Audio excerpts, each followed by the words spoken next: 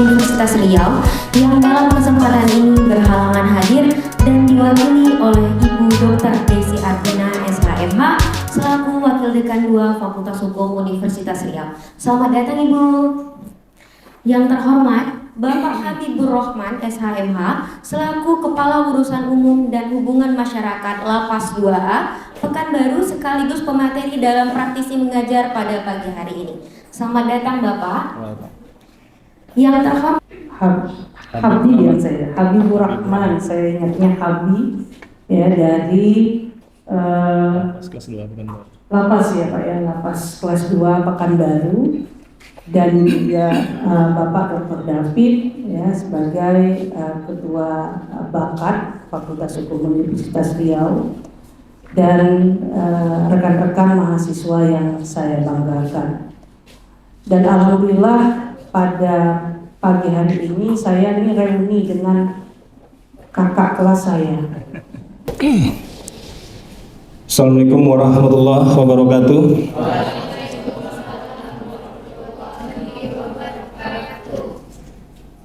Assalamualaikum warahmatullahi wabarakatuh.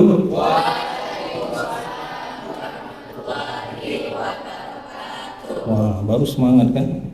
Biar nggak ngantuk.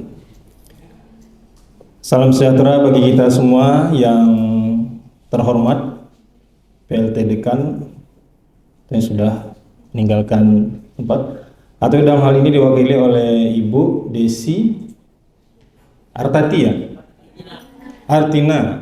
Wakil Dekan 3. Oh ya, Pak David, sorry, ke jabatannya apa? Ketua Bakat ya. Ini seperti kebetulan, tapi orang bilang tidak ada yang kebetulan di dunia ini kan. Tapi apapun namanya, hari ini menurut saya momen yang bersejarah bagi saya, karena dua-duanya junior saya. Bu Desi junior di SMA, Pak David junior di kampus S1 dulu. Jadi saya seperti bernostalgia di sini sebenarnya. Tapi mereka orang-orang hebat, mereka duluan doktor dari saya. Mudah-mudahan bisa memacu semangat saya untuk mengambil doktor. Amin.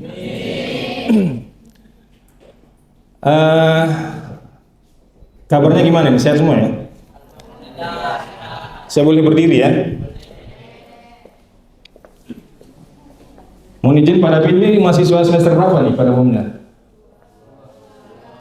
Semester 2 ya? Semester?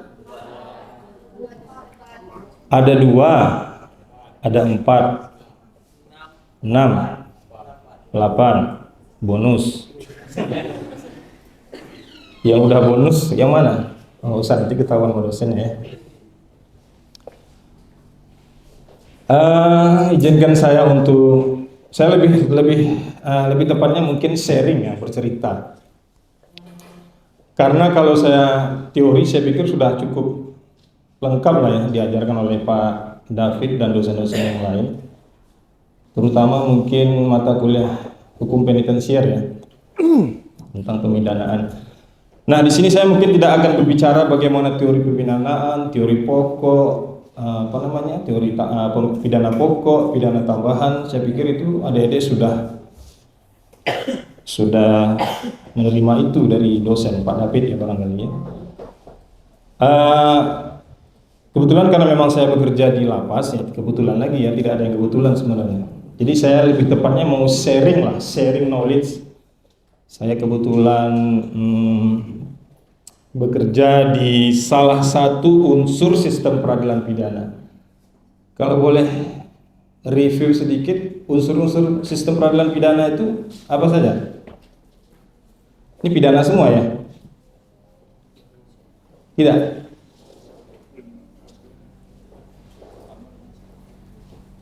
Pak David izin, ini yang mahasiswa pidana semua ya? Oh, pada mobil PK pidana. Yang pidana mana PK pidana?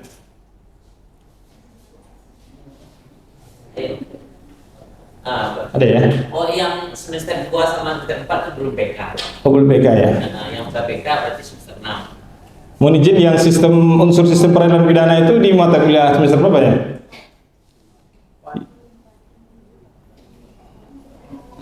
Unsur-unsur dalam sistem peradilan pidana kan polisi, kejaksaan. Nah itu maksud saya. Nah, lapas ini posisinya di paling terakhir. Jadi TPA lah, tempat pembuangan akhir. Jadi kalau ada orang yang melakukan pelanggaran, ditangkap di kepolisian, di polisi, dituntut di kejaksaan, diadili di pengadilan, setelah inkrah vonis barulah dimasukkan ke lapas. Nah, berbicara sebelum saya menerangkan lebih lanjut, apa yang pertama saya ingin menyampaikan, kalau berbicara tentang lapas itu, apa yang terbayangkan di pikiran teman-teman? Ya? Tahanan. Oke, yang lain? Narapidana. Terus yang lain? Apa lagi? Kalau kampus, kita bicara kampus, apa saja unsur di dalamnya? Dosen, mahasiswa, ya kan? Sistem proses belajar mengajar, kan begitu? Tata usaha dan sebagainya. Nah, kalau disebutkan tentang lapas, kira-kira apa yang tergambar di pikiran teman-teman semua? Ya? Sipir, oke. Meskipun sipir itu penyebutan lama itu, sistem kepenjaraan. Kalau sekarang namanya petugas lapas, gaspas atau ASN, petugas lapas. Apa lagi kira-kira? Kita lebih enak diskusi aja kan? Atau kepanjangan lapas apa? Siapa tahu ada yang nggak tahu kepanjangan lapas? Lembaga Pemasyarakatan. Oke, tadi ada tahanan, ada narapidana, ada sipir, ada petugas. Oke, ada apa lagi?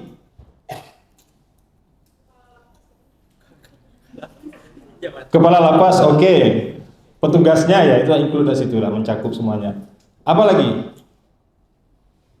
Hanya itu saja, kira-kira. Pembinaan narapidana. Oke, pembinaan.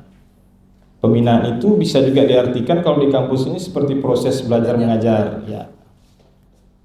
Nah, gambaran umum tentang lapas.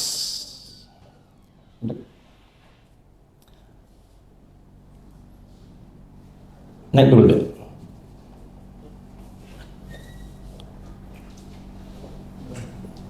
Slide yang pertama. Nah, lapas kelas 2A Pekanbaru. Ini adalah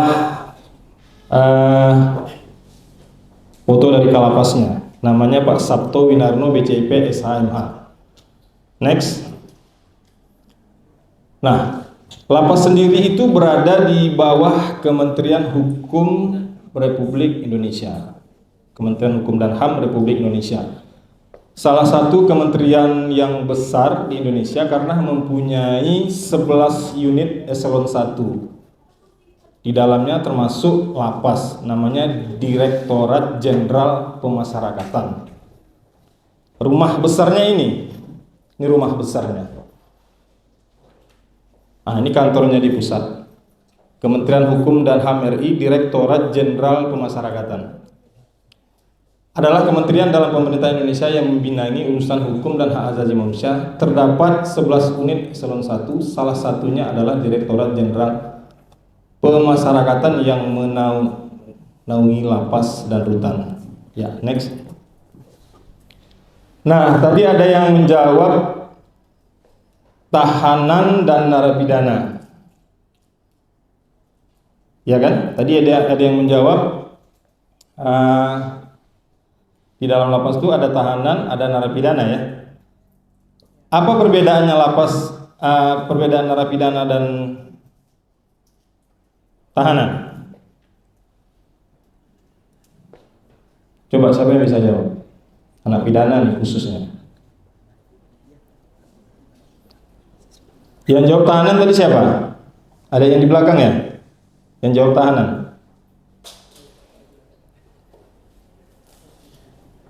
Ayo. Yang jawab tahanan tadi siapa? Yang jawab tahanan. Nggak ada orangnya berarti yang jawab tahanan tadi.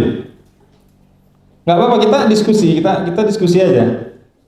Yang jawab tahanan tadi siapa? Nggak ada di sini. Udah keluar orangnya? Iya udah keluar.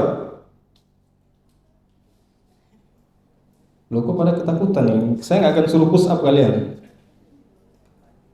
Bukan ada yang di belakang jawab tahanan tadi? Halo?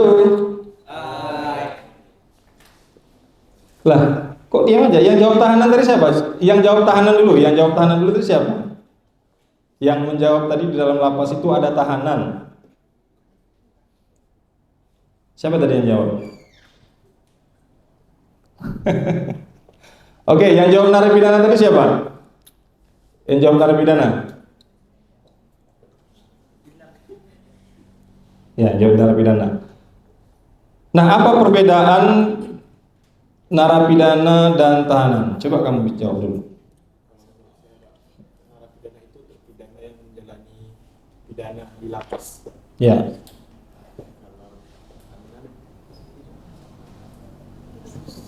Kalau tahanan?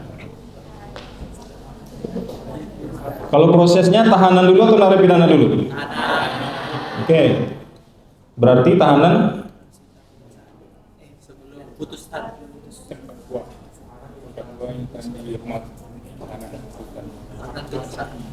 ya, sederhananya tahanan itu belum divonis ya, belum ikrah. Belum putus, dia masih menjalani proses persidangan. Narapidana orang yang telah divonis melakukan kesalahan atau pelanggaran hukumnya.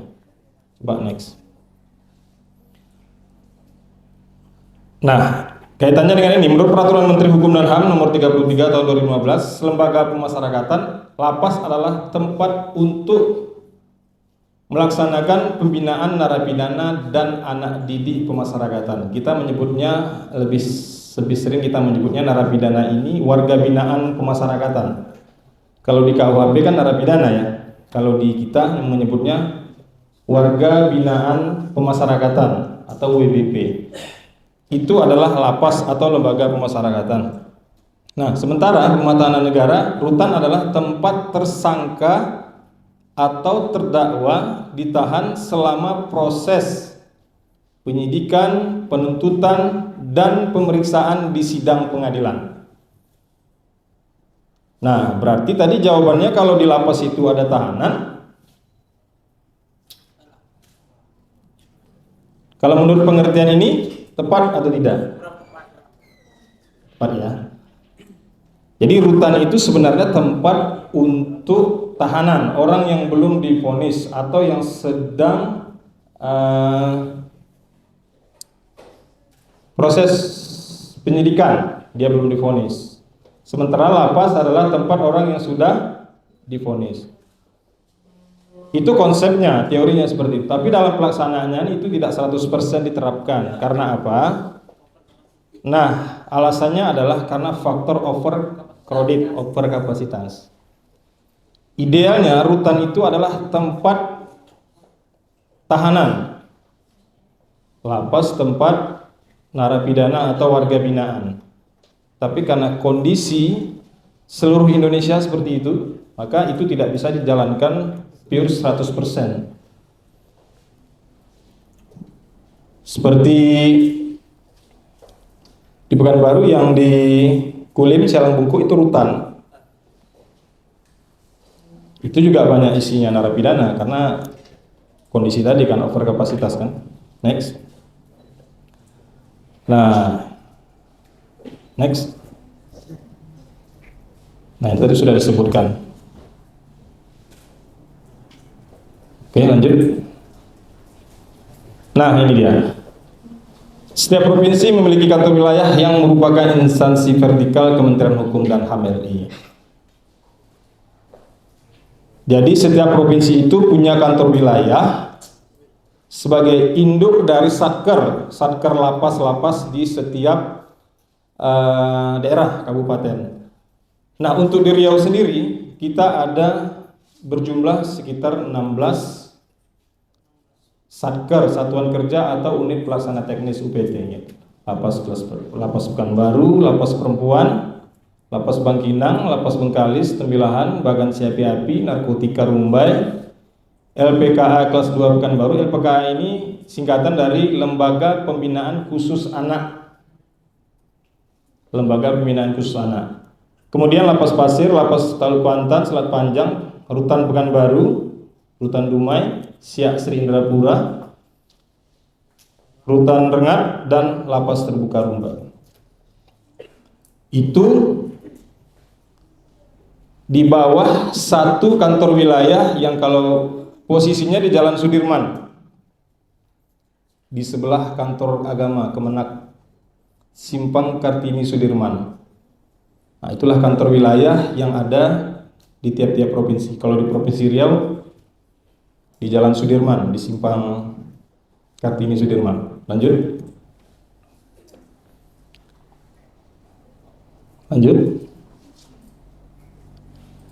Nah, tugas dan fungsi lapas berdasarkan Undang-Undang Nomor 22 Tahun 2002 tentang pemasyarakatan. Lapas mempunyai tugas dan fungsi sebagai tempat untuk melaksanakan pembinaan narapidana dan anak didik pemasyarakatan dengan menganut azas pengayoman, persamaan perlakuan dan pelayanan, pendidikan, pembimbingan, penghormatan harkat dan martabat manusia. Kehilangan kemerdekaan merupakan suatu penderitaan, terjaminnya hak untuk tetap berhubungan dengan keluarga dan orang-orang tertentu. Ya, kita bicara pembinaan. Nah, idealnya sebenarnya dalam pengertian sederhana lapas itu kan sama dengan kampus ya. Saya analogikan dengan kampus.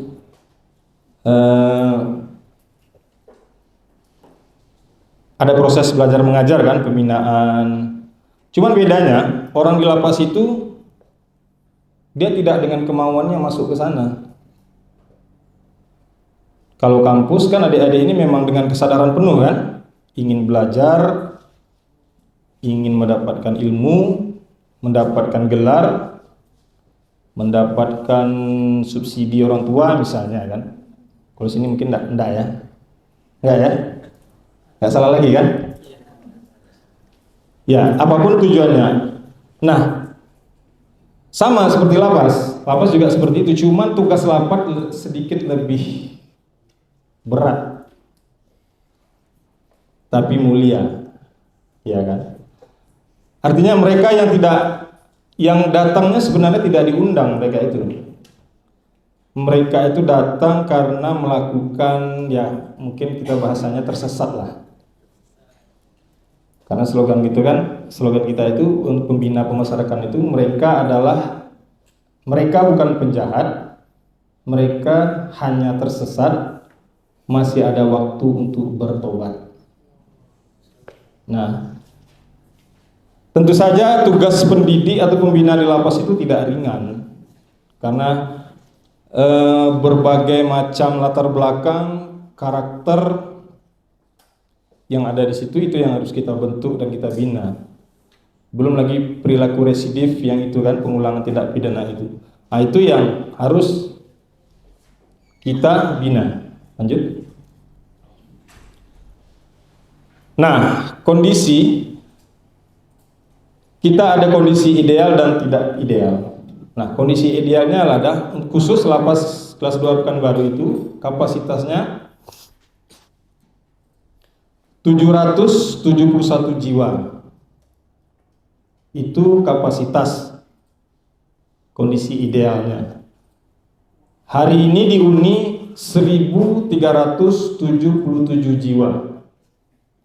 Berarti ada over kapasitas sekitar 192%, hampir 200%.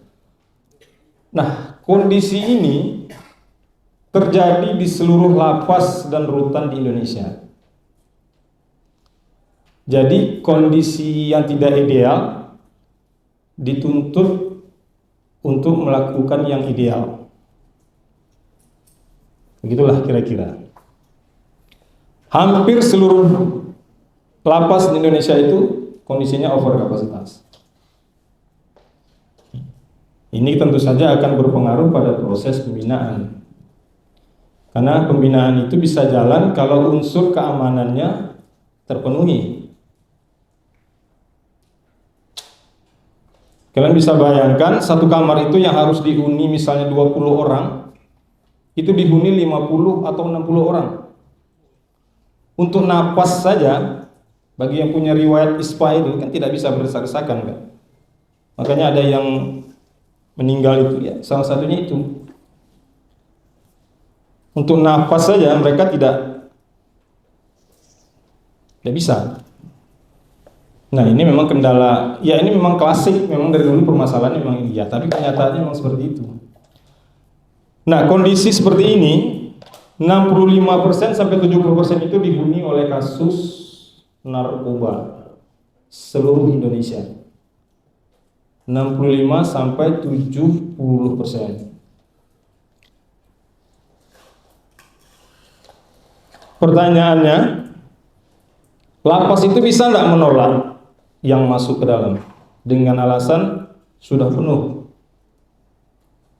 sudah full, tingkat over kapasitasnya sudah sekian persen? Bisa nggak kira-kira? Kapasitas 771 jiwa. Bisa nggak kira-kira deh? Alasannya kenapa? Mana lagi tempat mereka nggak dilepas? Mungkin lapas menolak. Karena lapas lain kan juga udah overcapacity juga kan. Ya tidak ada alasan lapas untuk menolak. Tidak ada alasan lapas untuk menolak. Nah inilah kondisi real yang terjadi saat ini. Makanya sebenarnya untuk bicara pembinaan itu aspek yang harus diperhatikan dari hulu sampai hilirnya sebenarnya. Di unsur-unsur peradilan pidana itu kan khususnya untuk kasus narkoba, khusus narkoba itu Undang-Undang 35 2009 itu kalau tidak salah dia sistemnya double track system sebenarnya, tidak semata-mata mempidanakan, tapi di situ ada proses rehabilitasi.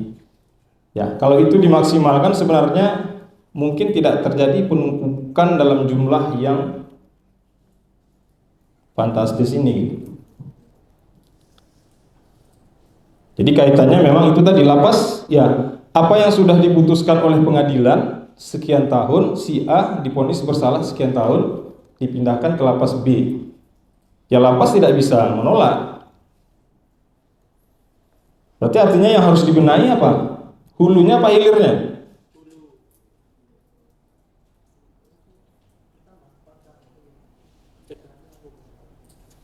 Karena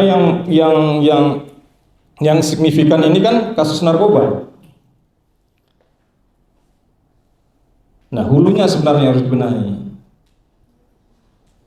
Karena kalau semua masalah narkoba ini harus dipenjarakan, ya penjara sampai kapan pun akan penuh. Mau dibikin 10 tingkat pun ya akan penuh, kecuali lapas bisa menolak dengan alasan tidak sesuai kapasitas, nah, mungkin tidak penuh. Nah, itu yang menjadi persoalan klasik yang tidak kunjung selesai. Nah, berarti harus ada pembenahan di hulu. Jadi semua pelaku tindak pidana narkoba itu kan ada rehabilitasi namanya. Saya nggak tahu apakah itu dijalankan secara optimal, kita tidak tahu. Tapi kenyataannya ya seperti ini. Oke, lanjut, next. Nah, sekarang kita baru masuk ke program pembinaan di lapas. Kalau kita bicara tentang pembinaan, apa saja bentuk pembinaan yang ada di lapas? Ada yang tahu nggak? Tahu, sudah ada yang tahu kan? Coba baca buku apa? Ada yang tahu? Ya, silakan. Saya Pak, kalau narapidana itu sebelumnya ahli dalam bidang menjahit, nanti akan dibina untuk mengembangkan skill lagi Pak di dalam. Oke, itu contohnya. Tapi konsep pembinaannya belum terlalu Pak. oke. Pembinaan di lapas itu terdiri dari dua bagian. Pertama adalah pembinaan kemandirian, itu yang disampaikan teman tadi. Yang kedua adalah pembinaan kepribadian. Apa itu pembinaan kemandirian? Pembinaan kemandirian adalah sasarannya keterampilan, skill. Jadi dia dididik sesuai dengan kemauannya. Nanti kita ada pelatihan. Nah, itu pembinaan kemandirian. Kita menyiapkan keterampilan supaya mandiri, terampil, punya skill, punya keahlian. Selanjutnya, yang kedua adalah pembinaan kepribadian. Nah, pembinaan kepribadian ini sasarannya adalah perubahan tingkah laku, akhlak, budi pekerti. Jadi itu yang dibina, yang disiapkan di dalam lapas kepada warga binaan. Harapannya adalah mereka ini yang sudah dibina di lapas, mereka sudah berkelakuan baik dan punya skill dan keterampilan sehingga bisa terjun ke masyarakat. Apa saja contoh pembinaan kemandirian? Oh, banyak. Coba silakan. Next. Nah, ini contoh pembinaan kepribadian. Di lapas kelas 2 sendiri kita memiliki blok khusus santri. Jadi blok santri ini adalah mereka yang memang mau punya minat yang besar terhadap ilmu agama. Nanti kan ada asesmennya. Ada asesmen, ditempatkanlah dalam blok khusus blok santri. Mereka ini berkegiatan setiap hari mulai dari jam 8 pagi sampai siang, sampai jam 12. Setiap hari, dari hari Senin sampai hari Sabtu. Kegiatannya macam-macam, seni tilawah, tahsin Al-Quran, tahfiz, macam-macam, pengajian.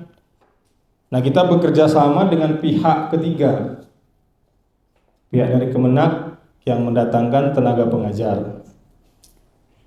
Nah, bagi mereka yang sudah terampil, nanti mereka juga mengajarkan teman-teman yang lain. Jadi tetap mereka juga membantu petugas yang didatangkan dari luar. Inilah contoh kegiatannya. Nah, tunggu dulu. Belum. Jangan ngebut aja ya. Nah, mereka ini ya sudah banyak yang memiliki khusus untuk pembinaan kepribadian yang beragama Islam ini. Sudah banyak warga binaan kita yang memiliki sertifikat mengajar seperti tahsin, itu sudah ada. Luar biasa sebenarnya. Nol dari luar masuk ke sini sudah bisa jadi pengajar. Kita yang dari luar aja ilmu agamanya ya standar-standar aja gitu. Adalah hikmah yang mereka. Nah, ini ceramah agama ini kita mendatangkan tenaga pengajar dari luar.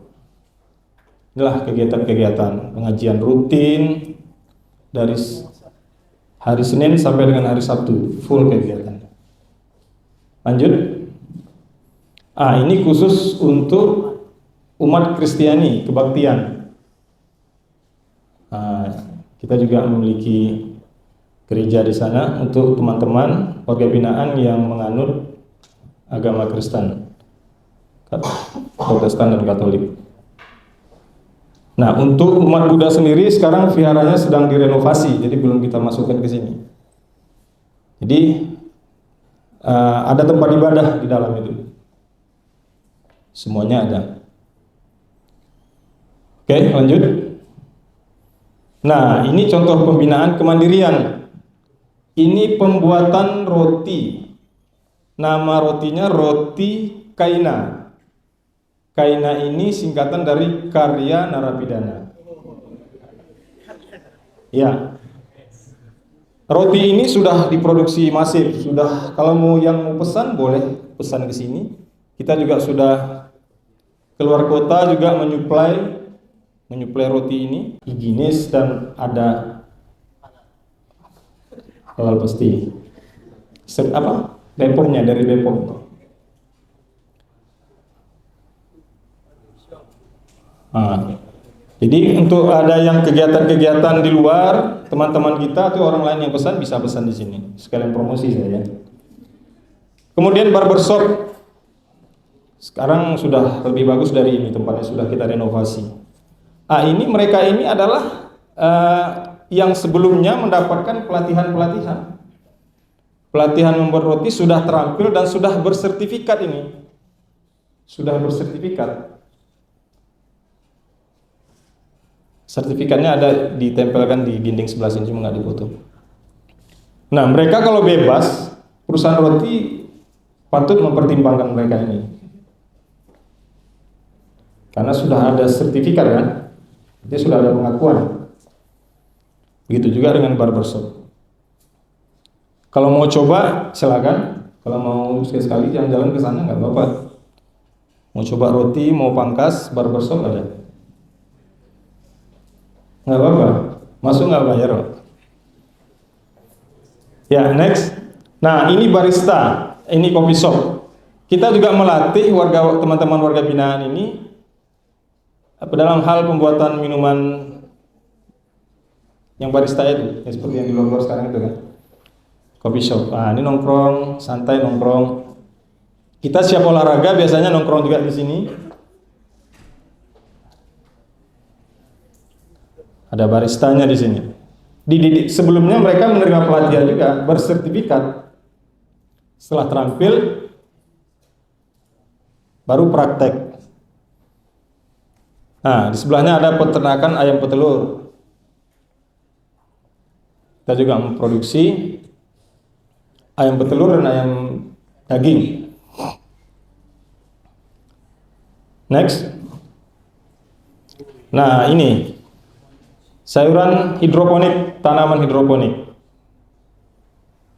Ini Pak Coy ya? Selada. Ya. Kita ada Pak Coy, selada, kangkung, apa? Ya, sejenis sawi itu. Tomat, juga ada tomat. Nah, ini sayuran hidroponik ini kita kan bekerja sama juga dengan pihak penampung di luar, namanya PT Green Farm. Jadi kita pasok ke dia yang menyuplai ke beberapa supermarket yang ada di Pekanbaru. Kalau mau pesan juga boleh, silakan. Nah, ini dokumentasi diambil saat panen. Lanjut. Nah, ini juga masih masuk kategori pembinaan kemandirian laundry.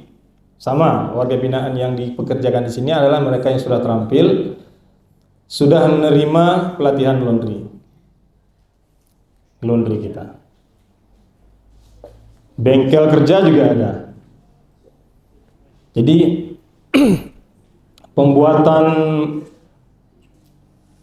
meja, mebeler,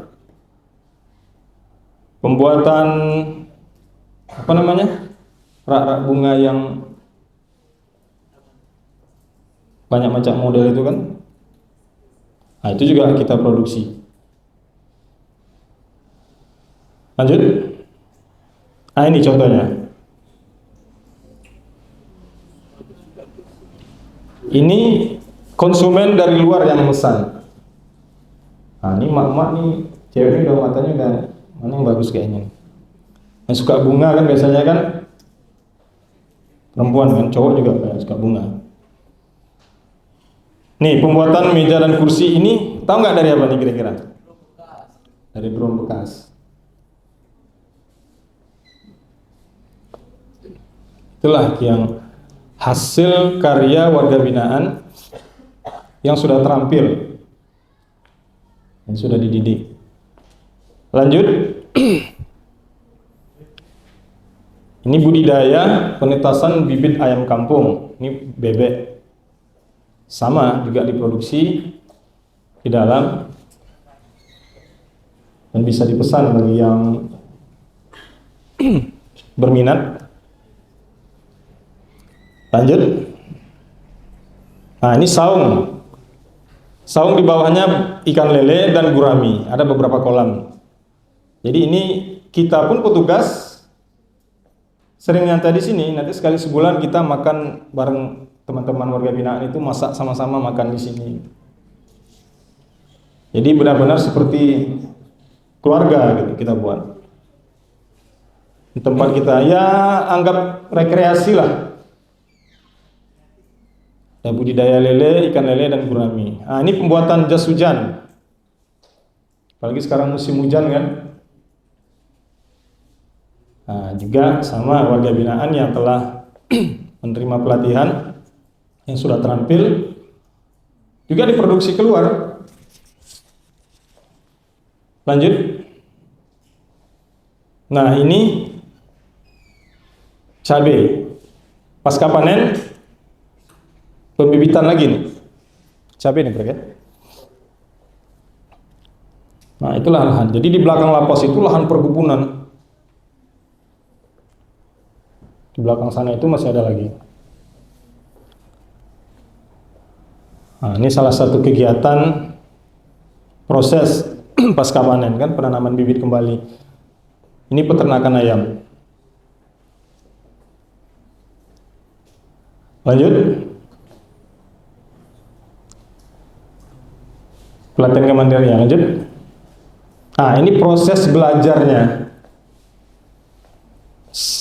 Banyak kegiatan di tahun 2021 saja 20 pelatihan, 20 kegiatan dalam 1 tahun ya. Kita tidak semua masukkan ke sini, memang banyak. Kalau ini sablon manufaktur, servis AC. Nah, sablon itu saya terangkan sedikit.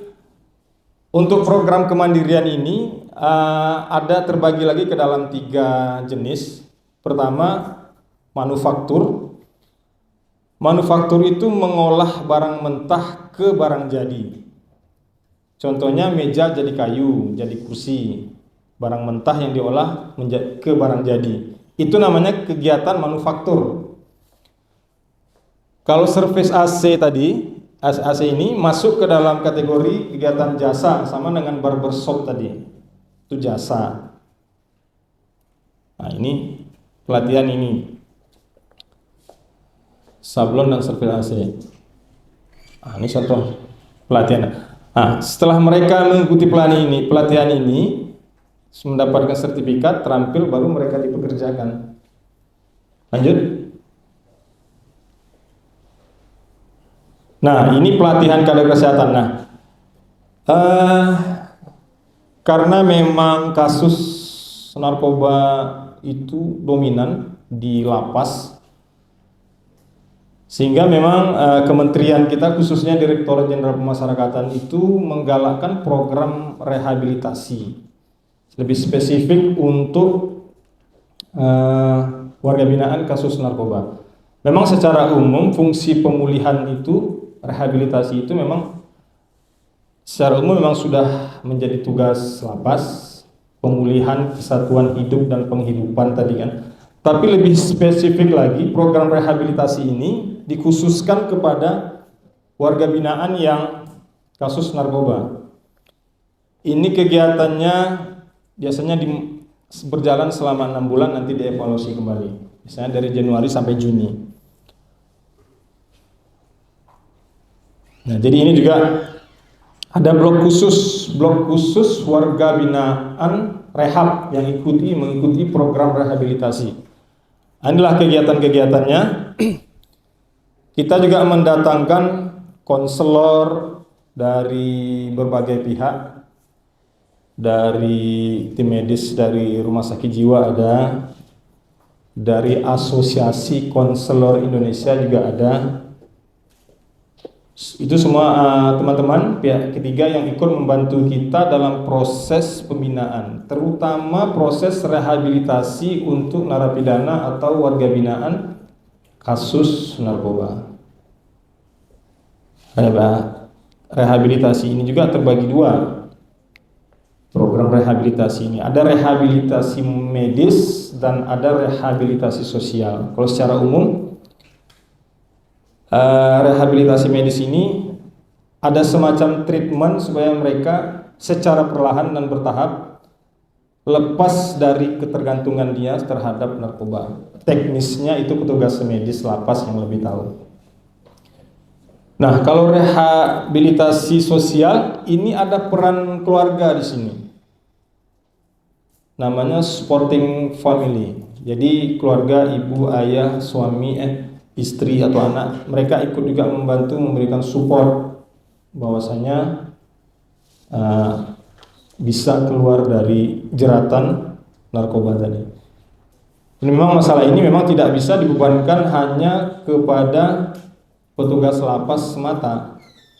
Harus banyak komponen atau komponen yang lain ikut membantu berjalannya atau sempurnanya proses pembinaan ini, terutama memang pembinaan warga binaan kasus narkoba, karena memang paling banyak se-Indonesia itu paling banyak kasus narkoba.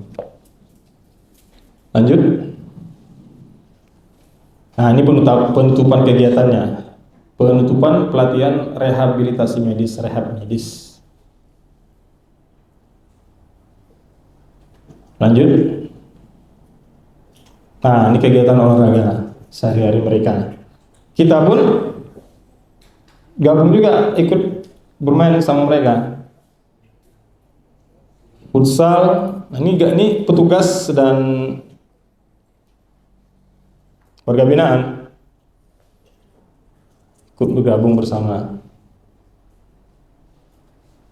Banyak kegiatannya, futsal, tenis, voli, badminton, tenis meja, takraw dan sebagainya. Golf ya tidak ada, karena lapangannya memang nggak ada. Lanjut. Kalau terima kasih ini adalah ucapan seseorang. Selesai maksudnya. Terima kasih itu mungkin pemaparan singkat dari saya. Mungkin ada pertanyaan dari adik-adik. Kita bisa diskusi. Misalnya kenapa lapas itu tidak dibubarkan aja, misalnya gitu kan. Gimana? Coba ada yang mau bertanya, silakan. Ya, silakan. Nama siapa?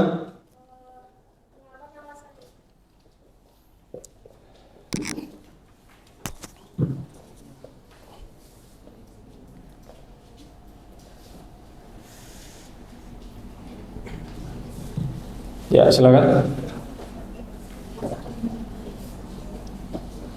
Assalamualaikum warahmatullahi wabarakatuh. Assalamualaikum warahmatullahi wabarakatuh.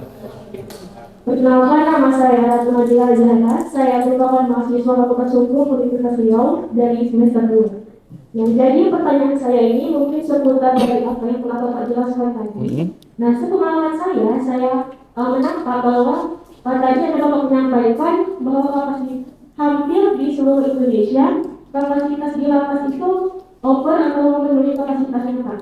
Nah, jadi tadi juga saya sempat dengar sampai ada narapidana yang mempunyai riwayat penyakit, terutama penyakit ispa itu sampai meninggal dunia karena kapasitas sudah penuh atau over, Pak. Nah, jadi pertanyaan saya, lalu bagaimana dari pihak lapas sendiri untuk mengadakan penanggulangan dari kapasitas yang over tadi? Ya. Mungkin sekian, terima kasih. Assalamualaikum warahmatullahi wabarakatuh. Waalaikumsalam warahmatullahi wabarakatuh. Saya jawab dulu ya. Tadi lupa saya menyampaikan, kita di lapas itu punya tim medis terdiri dari 3 orang dokter, 2 perawat, dan 15 orang kader kesehatan yang berasal dari warga binaan yang sudah dididik dan dilatih.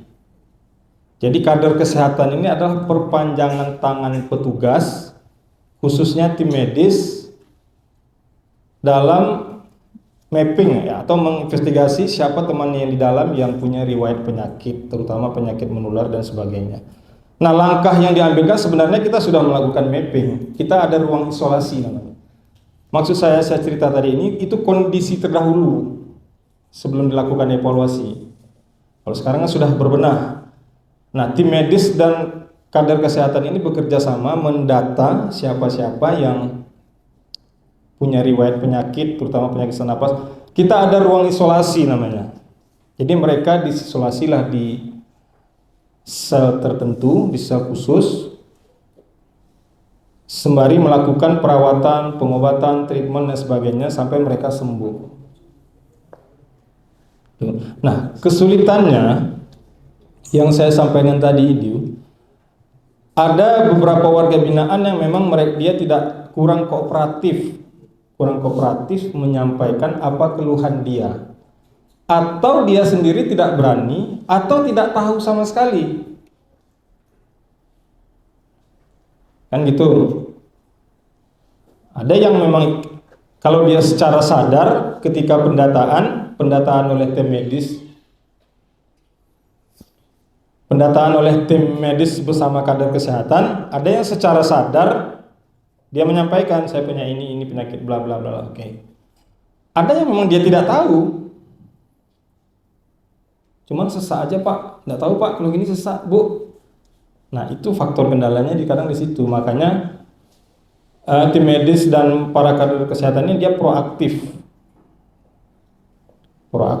mendatangi kamar-kamar, mendatangi blok-blok, komunikasi apakah ada keluhan, apa yang dirasakan.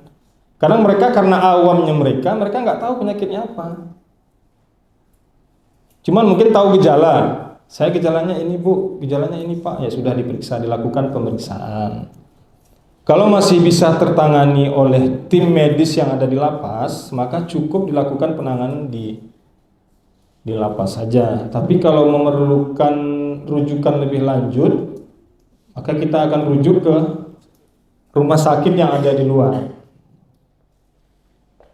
Banyak juga yang sakit, bahkan ada beberapa warga binaan juga yang memang yang meninggal di luar, memang saat dia masuk kondisinya sudah parah, sudah sakit juga kan. Tapi meninggal karena sakit dan bukan karena dianiaya. Oke, yang lain sudah jelas? Sudah jelas kira-kira? Coba yang lain, yang lain ya silakan.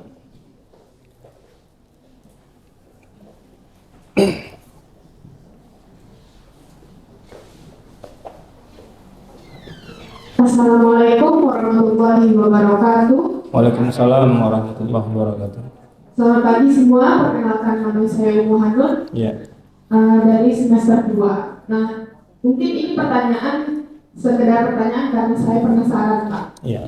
Dari pemaparan tadi, ada namanya pelatihan kemandirian. Iya. Mereka diberi pembekalan tentang bagaimana menghasilkan produk, jasa, dan sebagainya. Nah, apakah setiap warga binaan itu diberikan gaji atas kerja mereka? Karena dari yang saya tangkap nih dari lingkungan saya, banyak juga yang mempertanyakan hal itu. Apakah warga binaan tersebut dapat gaji untuk menafkahi keluarganya atau tidak gitu. Terima kasih. Wassalamualaikum warahmatullahi wabarakatuh. Waalaikumsalam warahmatullahi wabarakatuh. Kalau kita tidak mempekerjakan orang, tidak memberikan upah, namanya Belanda itu. Zolim namanya. Mereka tetap menerima premi namanya upah. Penghitungannya saya kurang pas. Nah, ada teman yang di Giaja yang tahu. Mereka tetap menerima upah dari setiap kegiatan yang dilaksanakan di sini. Bahkan mereka bisa menghidupkan keluarganya yang di luar. Mereka bisa mengirimkan bulanan ke keluarganya yang di luar. Barista, barbershop, roti, pada umumnya mereka bisa. Pasti mereka diberikan upah premi. Karena outputnya itu mereka punya keterampilan. Output itu kan manfaat secara umum kan.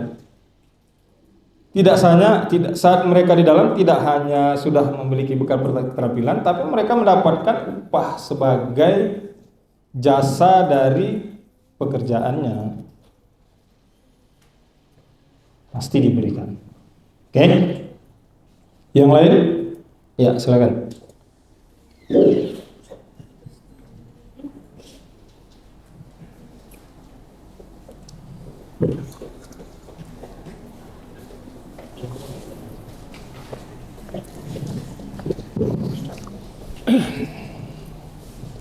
Oke, baik. Terima kasih Pak atas kesempatan dan materinya. Sebelumnya perkenalkan, saya Setia Jalan Purba, angkatan 2022 Fakultas Hukum Universitas Riau. Izin bertanya Pak, seperti yang Bapak katakan tadi bahwasannya hampir seluruh lapas di Indonesia itu over kapasitas, dan itu seperti yang Bapak katakan tadi juga berarti ada permasalahan di hulunya daripada di hilirnya. Yang ingin saya pertanyakan, jika pada akhirnya nanti lapas ini terus-menerus over kapasitas, bagaimana sebenarnya solusi dari pihak lapas sendiri itu untuk menangani hal ini? Terus saya ingin bertanya lagi, jika nanti apakah orang lapas itu diberikan kesempatan untuk mengajukan penolakan misalnya terhadap para peserta yang ingin dimasukkan ke lapas misalnya gitu kan? Bagaimana sebenarnya mekanisme yang mungkin akan dilakukan oleh orang lapas tersebut? Lalu kita melihat kembali di rehabilitasi. Mungkin di lapas memang dilakukan yang namanya rehabilitasi. Namun Pak, sepengetahuan Bapak sebagai kepala urusan lapas, apakah rehabilitasi yang diberikan pihak lapas efektif itu dalam menanggulangi berbagai macam misalnya itu kejahatan atau mungkin kasus-kasus narkoba? Sekian Pak, terima kasih. Tunggu, apakah rehabilitasinya efektif? Iya, apakah efektif? Karena saya melihat masih banyak juga kasus-kasus narkoba yang bahkan kesannya yang udah sebelum dari penjara malah dia melakukan kegiatan narkoba lagi. Ya. Tadi pertanyaan pertama, upaya pihak lapas untuk menekan over kapasitas. Tadi di awal tadi sudah saya sampaikan,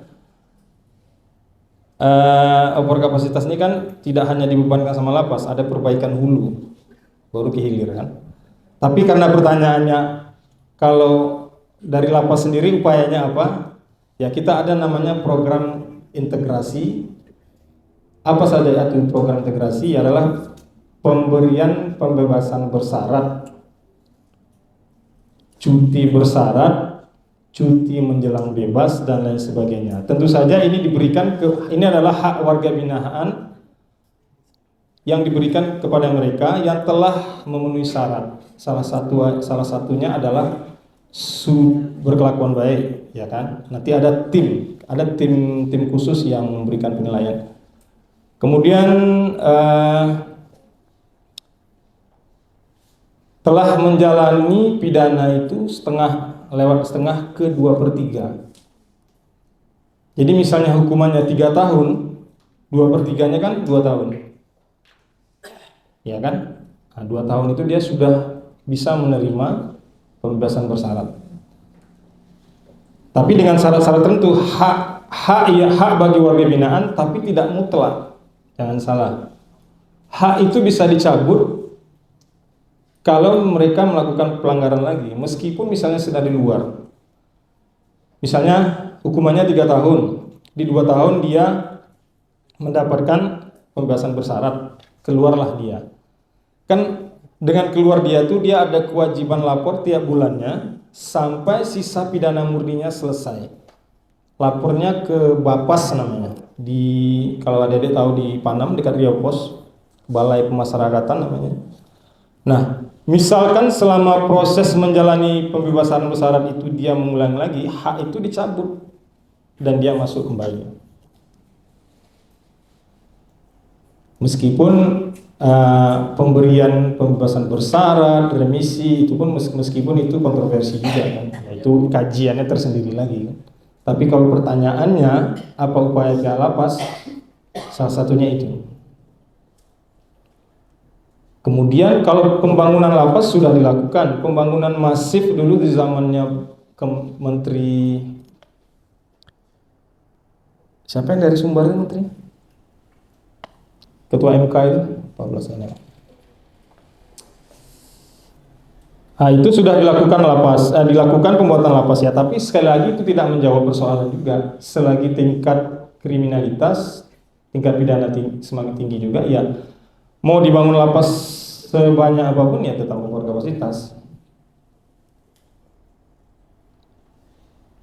Nah, kemudian tadi pertanyaannya apakah rehab itu efektif ya? Jangan lupa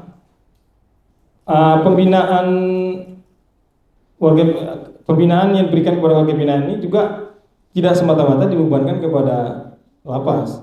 Misalnya lapas sudah menyiapkan mereka dari segi kemandirian dan keterampilan. Ya kan, itu yang disebut dengan pemulihan kesatuan hidup dan penghidupan tadi. Mereka terjun ke masyarakat dengan harapan bisa hidup normal, bisa bersosialisasi kembali seperti orang lain.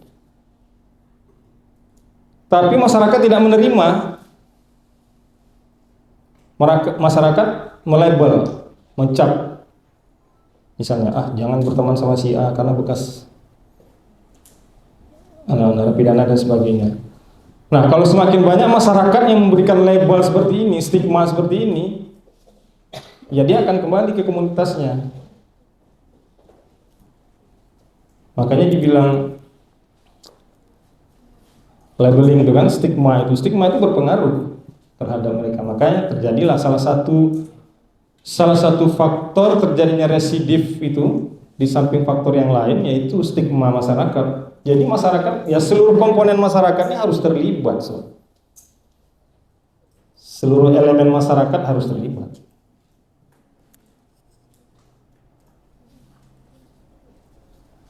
Oke.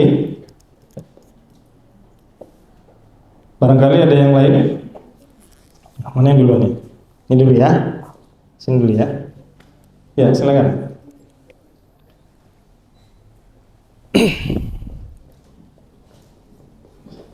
Assalamualaikum warahmatullahi wabarakatuh. Perkenalkan nama saya Pak Haikal, Pak, dari angkatan 2022. Izin bertanya, Pak, tentang tadi terkait residiv juga, Pak. Saya pernah menemui satu kasus gitu, Pak, di sebuah lapas, Pak.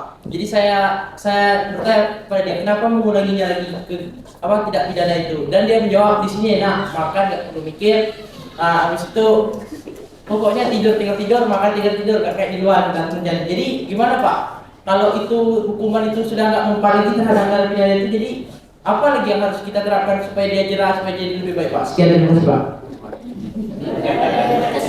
Ini fakta ya. Fakta dan pernah terjadi waktu saya tugas di LPKA. Pas dia bebas, dia nggak mau pulang. Keluarga tidak ada di luar. Hidup nggak jelas, rumah nggak ada. Kalau dia di dalam, dia bekerja dapat upah, makan dikasih, dan makannya itu layak loh ya. Kami pun berani makan di sana, saking layaknya. Kalau bulan tua ya. Karena hobinya pegawai ini kan menyekolahkan SK ya. Jadi curhat pula saya di sini. Nah itu. Nah artinya sebenarnya relevan dengan penjelasan saya tadi. Memang kan tidak bisa dibebankan sama lapas semua. Artinya pemerintah juga untuk memikirkan kan kesejahteraan masyarakatnya kan gitu. Ya tugas lapas sudah selesai, artinya gitu. Mereka dapat pembinaan di situ, bekerja, dapat premi, dapat makanan yang layak, tidur dijaga, nggak perlu mikir. Ya kasarnya gitu kan. Nah berarti ya dianggap tugas lapas itu relatif selesai dan baik. Karena di luar dia juga tidak bisa mendapatkan seperti ya itu kan sebenarnya rasanya nggak berlebihan kalau saya ngomong itu tugas pemerintah ya. Sebenarnya ya itu kalau dia sebenarnya mau berusaha dari awal karena dia bebas itu kan sudah ada bekal keterampilan. Nah mungkin kalau dia untuk memulai usaha di luar mungkin tidak ada support dari orang-orang dekat, mungkin tidak ada ya salah satunya itu tidak ada support dari keluarga, orang-orang dekat, ya mungkin akhirnya dia berpikir seperti itu lagi gitu. Nah itu tadi kembali saya jelaskan bahwa memang itu tugas itu menjadi tugas kita semua sebenarnya. Karena konsep penjara itu sekarang bukan penjara lagi namanya. Kalau dulu kan penjeraan. Jadi orang dibikin jera dulu. Zaman kan diadopsi dari sistem Belanda. Orang dibikin jera, kemudian terjadi perubahan di tahun 64 oleh Menteri Kehakiman saat itu namanya Dr. Saharjo. konsep penjara ini dirubahlah menjadi pemasyarakatan. Jadi lebih unsur pembinaannya di situ. Kalau dulu kan memang orang dari namanya jera kan, penjaraan, orang dimasukkan supaya bikin orang jera gitu. Konsep itu berubah. Itu tadi kembali lagi, bukan tugas, harus menjadi tugas kita bersama. Oke, yang lain tadi yang mana? Ya, sebentar ya.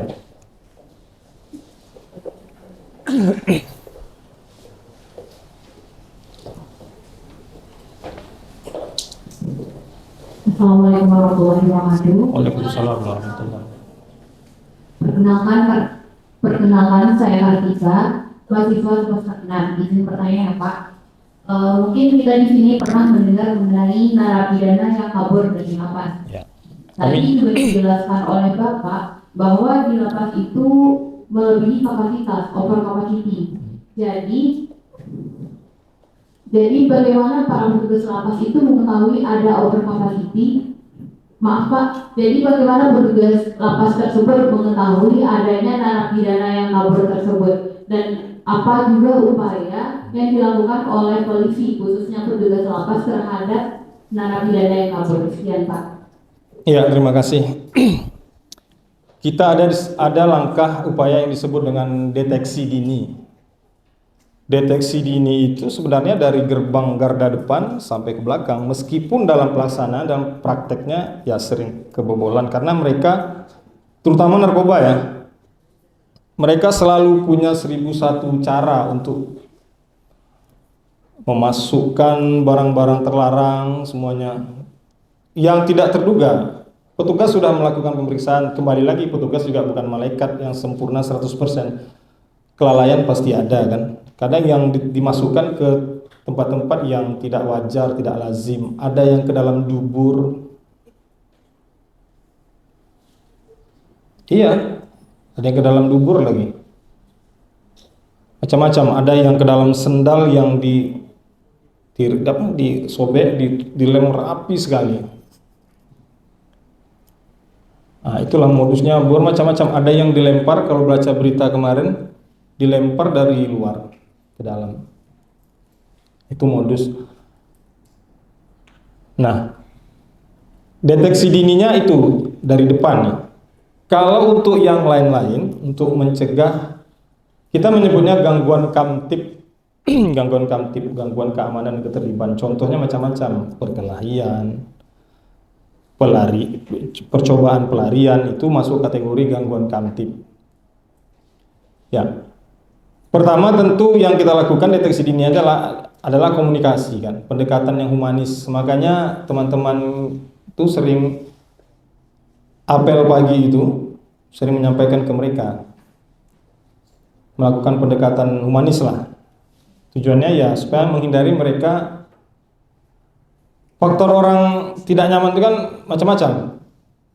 Ada yang tertekan di dalam, tertekan itu bisa karena perilaku petugas, bisa karena perilaku antar sesama mereka, bisa stres karena masalah keluarga, macam-macam. Ada yang dia masuk ke dalam, istrinya kawin lagi, kemudian penuh otaknya, nggak mampu mikir, macam-macam. Ada percobaan bunuh diri, ada pelarian, ada yang sudah bicaranya sudah ngacau. Itu langkah deteksi dini itu pertama ya Pak, ya melakukan pendekatan, apa keluhan. Kalau ada keluhan secara medis, ya petugas medis yang menangani. Kalau kita juga bekerja sama dengan psikolog, ada juga psikolognya kan, ada asesmennya juga. Dari situ dapat diketahui warga binaan A ini sebenarnya dia ada persoalan apa dan sebagainya. Itu dari pendekatan komunikasi secara humanis. Nah, pendekatan lainnya apa? Melakukan kontrol terhadap sarana dan prasarana yang ada di lapas. Kontrol kamar bisa seperti di atasnya, lihat kelayakan selnya apakah masih berfungsi dengan baik. Kalau tidak berfungsi dengan baik, kita lakukan perbaikan. Bangunannya kita cek juga ke belakang, apakah ada sarana-sarana penunjang atau barang-barang yang dapat membantu mereka melakukan percobaan pelarian misalnya. Kita singkirkan, kita sterilkan. Itulah langkah-langkahnya, deteksi dininya seperti itu. Yang jelas pendekatan humanis paling penting menurut saya, karena itu saya anggap ampuh lah untuk sarana pembinaan kan. Komunikasi, intinya komunikasi. Oke? Oh, masih ada? Silakan. Baik Pak, mungkin pertanyaan saya tadi sudah terjawab. Namun melanjutkan dari jawaban Bapak tadi tentang penyelundupan narkoba Pak. Mungkin saya pernah dengar bahwa orang-orang di luar sana bilang kalau penjualan narkoba itu lebih terekspos secara bebas di dalam lapas daripada di luar. Itu bagaimana tanggapan Bapak? Ya. Nah, gini, saya tidak bilang 100%, saya tidak menggaransi 100% lapas itu steril dari narkoba. Itu terlalu naif menurut saya kan, terlalu muluk-muluk. Karena apa? Karena memang mereka punya 1001 cara tadi. Makanya kita juga punya langkah lain. Kita membentuk sekarang namanya BPN, Blok Pengendali Narkoba. Jadi orang-orang yang masih terindikasi kuat, masih bermain-main dengan itu, kita tempatkan di sana, one man one cell, satu sel satu orang.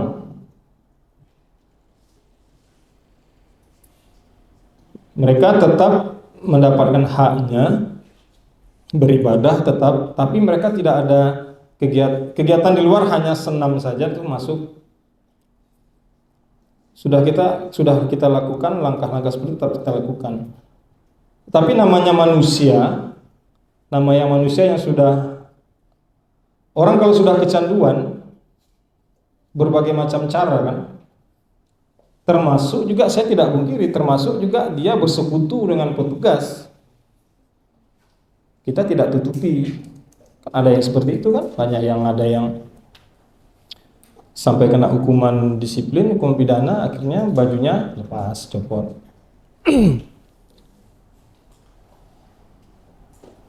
Jadi berbagai macam cara mereka itu melakukan. Oke, yang lain. Tadi ini dulu ya.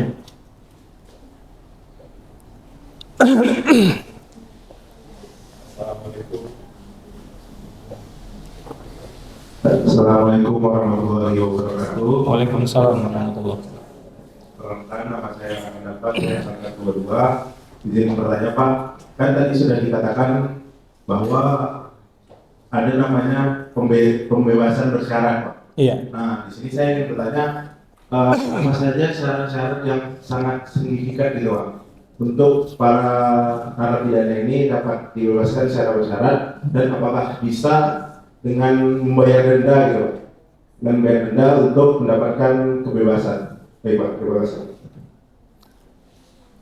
Secara umum syarat mendapatkan pembebasan bersyarat itu terdiri dari syarat substantif dan syarat administratif. Ya, syarat administratif ini terdiri dari ya riwayat kasusnya seperti apa. Apakah untuk kasus ini dia masih ada kasus perkara lain atau tidak? MAP namanya, MAP, masih ada perkara lain. Kalau clear tidak ada, berarti syarat administratif sudah terpenuhi, ya kan? Nah, misalnya berkas vonisnya apakah sudah dikirim apa belum dari pihak kejaksaan misalnya, itu administratif. Nah, substantif ini kemudian syarat substantif ini dari penilaian petugas. Ada namanya TPP, Sidang Tim Pengamat Pemasyarakatan. Jadi mereka kalau selama di dalam itu pernah dikasih reward yang punishment. Nah, dapat punishment yang berat, mereka tidak bisa mendapatkan itu. Ada namanya register F. Jadi mereka tuh semacam dirapor lah. Jadi warga binaan yang melakukan pelanggaran tata tertib di situ, nanti tim akan bersidang timnya namanya TPP, Tim Pengamat Pemasyarakatan. Nanti seluruh anggota tim akan memberikan rekomendasi apakah warga binaan yang bersangkutan ini mendapatkan hukuman yang masuk ke dalam register F. Kalau masuk, otomatis dia tidak bisa mendapatkan pembebasan bersyarat tadi. Tapi kalau tidak masuk, bisa dia tetap bisa mendapatkan pembebasan.